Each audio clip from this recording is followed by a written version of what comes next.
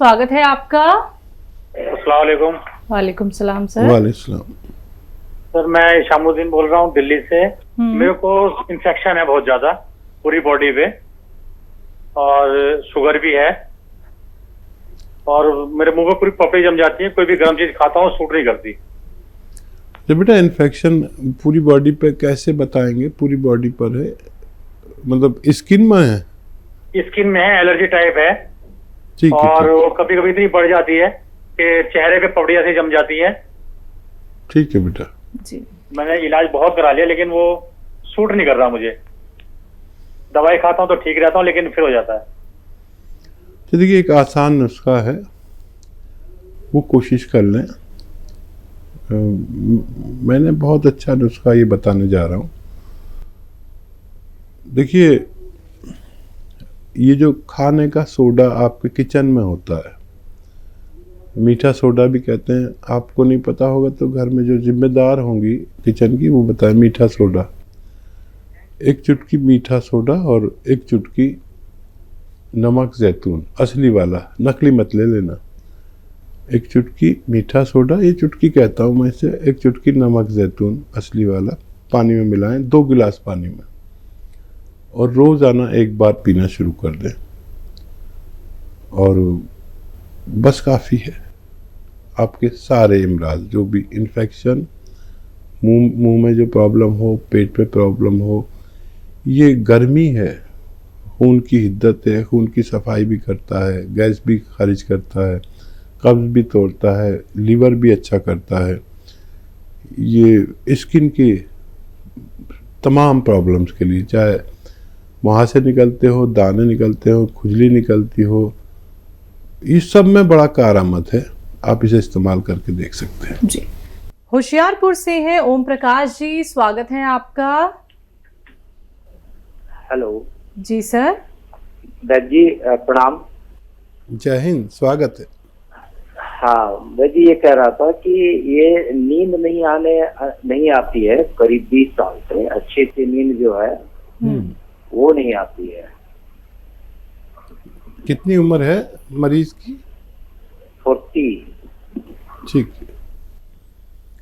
तो देखिए एक अच्छा इलाज है सुकून पाने का, और वो ये है कि रात को सोते समय 2-3 चम्मच जैतून का सिरका 1 गिलास पानी में डालें और 1 चम्मच धनिया का पाउडर खा लें और ये पी लिया करें, बस काफ़ी है ऐसे रोगी को। लेकिन जैतून का सिरका असली होना चाहिए। बस एक खुराक रात में बस ले लिया करें, आपको ऐसी गफलत की नींद और सुकून, बहुत मुशक्किन है ये।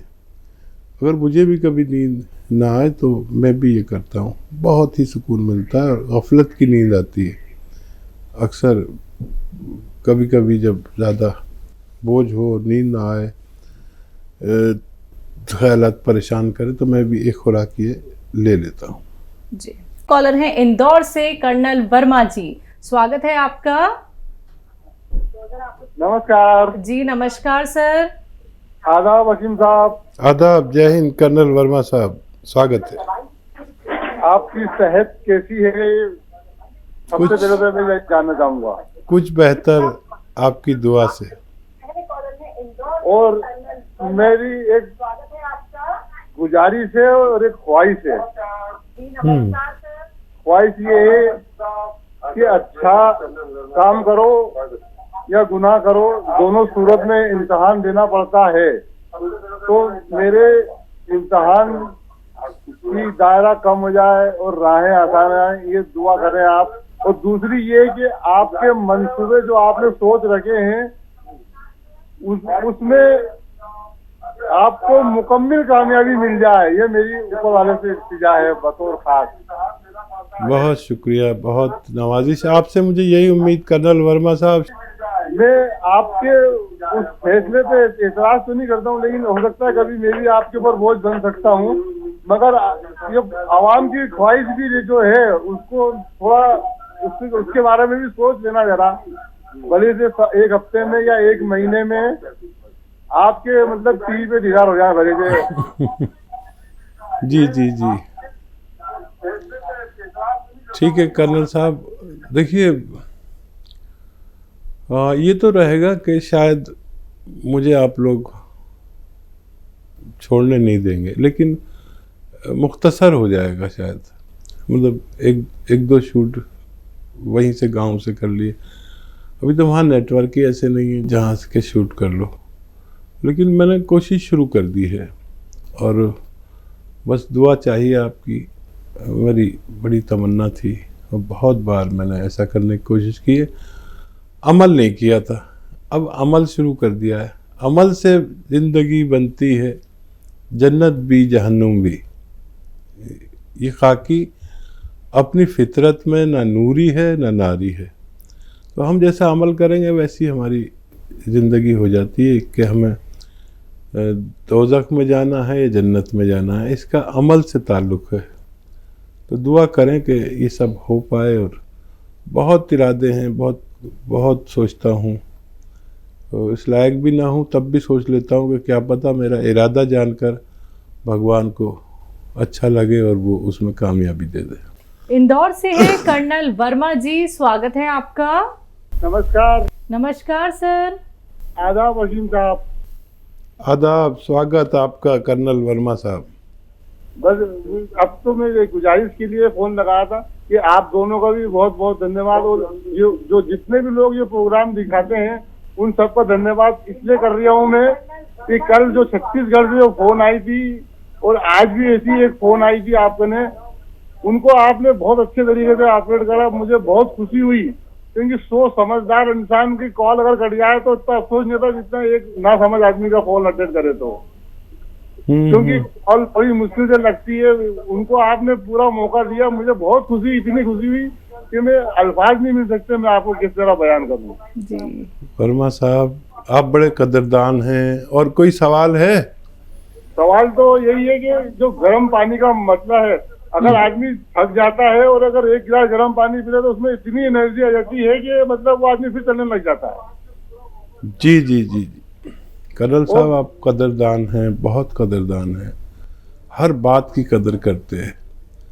और देखिए हमारे वालिद थे, हमारे डैडी, तो उन्होंने हमेशा कहा कि बाअदब बानसीब और बेअदब बेनसीब। मैंने बड़ी अदब किया और उसके एवज में आदमी सामने वाला भी अदब करता है। और अक्सर ये सब झुंझला जाते हैं कि अरे वो कॉल करना ही नहीं आता, अरे आवाज़ ही कम नहीं करते, ये नहीं करते, वो नहीं करते। तो मैं उन सब से कहता हूँ देखो ये हमारी प्रोग्राम की शोभा है, अपने सामने से ही अपने ही आदमी से कॉल कराते हैं, ना कोई लड़ता है ना कोई बिगड़ता है, ना किसी की कॉल से परेशानी होती। तो मैं कह रहा था, शैलजा से भी कह रहा था कि शैलजा इनको वो मत करो, ये रौनक है हमारे प्रोग्राम की, कल को ये भी अच्छी तरह कॉल करने लगेंगे, लेकिन अभी इनकी ये ओरिजिनल आवाज़, ओरिजिनल अंदाज, तो इसका बुरा मत मानो। ये रौनक है, जो लोग समझदार हमारे प्रोग्राम को सब लोग समझदार देखते हैं। और अगर एक दो नासमझ भी हो तो क्या हो गया, हम भी क्या समझदार ही थे, हमसे भी क्या कॉल करनी आती थी। तो मैं बड़ा एहतराम करता हूँ। और देखिए एहतराम करेंगे तो एहतराम मिलेगा, वहाँ से मिलेगा और कर्नल वर्मा से मिलेगा, और बहुत लोगों का एहतराम नहीं चाहिए, कुछ जहाँ दीदा लोगों का और जो भगवान से डरने वाले हैं उनका एहतराम, उनसे इज्जत चाहिए। ये सारी दुनिया की दौलत से कीमती है। देखिए हमने उस पर गौर भी नहीं किया और आपने उसको एहतराम में फ़ोन कर दिया, बहुत शुक्रिया, बहुत आदाब, बहुत नवाजिश, बहुत धन्यवाद। जी कर्नल वर्मा जी, आपका कोई सवाल है? एक बात और कहने की इच्छा है असीम साहब। आज हमारे जब से हमने होश संभाला और जब उसके बाद में जब हमारे वालिद साहब का शांत हुए थे, उन्होंने हमें एक ही बात बोली थी, जिंदगी में एक ही नसीहत की थी कि जिंदगी में अच्छे का साथ तो सारी दुनिया दे देगी और बुरे का साथ कोई नहीं देता। जिंदगी में जब भी साथ देना तो बुरे का साथ देना। हाँ देखिए ये भी ज़रूरी है, और हुक्म ये है कि अपना है, चाहे अच्छा है चाहे बुरा है, उसका साथ दिया जाए। बुरे को का साथ देना है उसकी बुराइयों से उसे बचाकर, इसलिए साथ देना। ये नहीं कि उसकी बुराई के साथ हो जाना, लेकिन उसके दिल में ये बात बिठा देनी है कि हम तेरे साथ हैं, लेकिन उसकी बुराइयां छुड़ाने के लिए बहुत रास्ते होते हैं। कोशिश हम कर सकते हैं। और देखिए, बुरे वक्त पर बुरा बेटा और खोटा पैसा बड़ा काम आता है। आप तो इंडिया में हैं और यहाँ पर हर तरह के पैसे की ज़रूरत पड़ती है, खोटे पैसे की भी और बुरे बेटे की भी। तो बस हमें तो बस एक ही खुशी है कि हमारे साथ जो लोग जुड़े हुए हैं, बस वो अच्छे हैं या बुरे हैं, लेकिन हमारे हैं, हमारी इज्जत करते हैं, हम उनका एहतराम करते हैं, ये कायम रहे, जीवन भर रहे। कोई ऐसा शख्स नहीं है मेरी नज़र में कहीं भी, किसी भी मुल्क में, कि कोई ऐसे लाइव प्रोग्राम करे और उसके व्यूवर्स उसे रुला दे। कभी वो मुझे रुला दे, कभी मैं उन्हें रुला दूं, और ऐसे किसी के पास व्यूवर्स ही नहीं है। ऐसा मैं दावा करता हूँ, किसी के पास नहीं है।